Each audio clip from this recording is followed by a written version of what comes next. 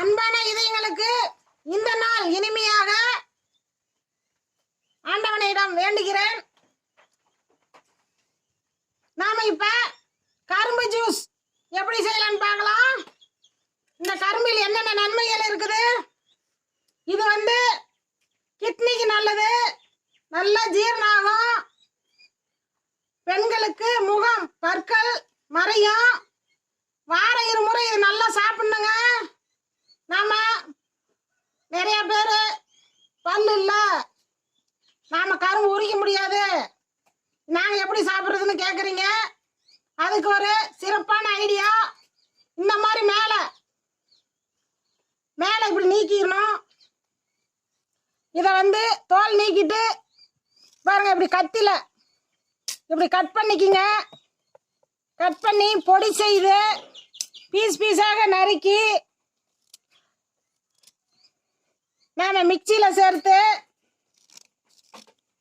அழகா இப்படி நறுக்கலாங்க.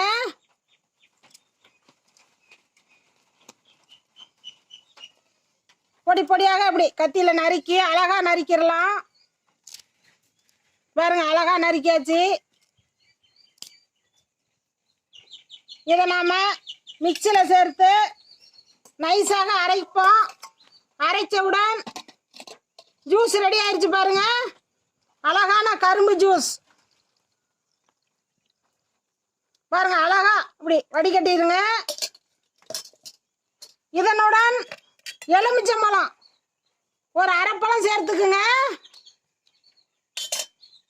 நாம எதுவுமே தேவையில்லை, அரை எலுமிச்சம்பழம் மட்டும் போதுமானது. Juice ready. இதனோட நாம தேவைப்பட்டா இஞ்சியும் சேர்த்துக்கலாம். அதை அரைக்கும் போதே கொஞ்சோண்டு மிக்சியில் சேர்த்து அரைச்சிக்கங்க. நல்ல வாசனையாகவும் சுவையாகவும் இருக்கும். நம்ம கரும்பு எப்போ வேணாலும் சாப்பிட்லாங்க.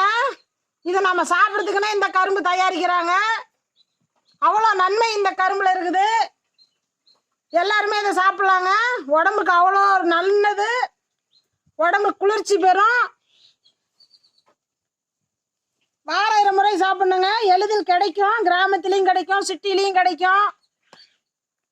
ஒரு அற்புதமான ஜூஸ். நம்ம போய் கடையில் குடித்தோம்னா ஒரு டம்ளர் 20-30 ரூபான்னு சொல்கிறாங்க. 2 பீஸ் போதுமானதுங்க. அழகாக சாப்பிட்லாம், குழந்தைங்களும் சாப்பிட்லாம். ரொம்ப இயற்கையானதுங்க. மேலும் விவரங்களுக்கு ஈஸ்வரியின் நாளொரு மூலிகை சேனலை ஃபாலோ பண்ணுங்க. நாங்கள் இன்னும் நிறையா வீடியோஸ் போடுவோம். உடனுக்குடன் வந்து சேருங்க. நன்றிங்க.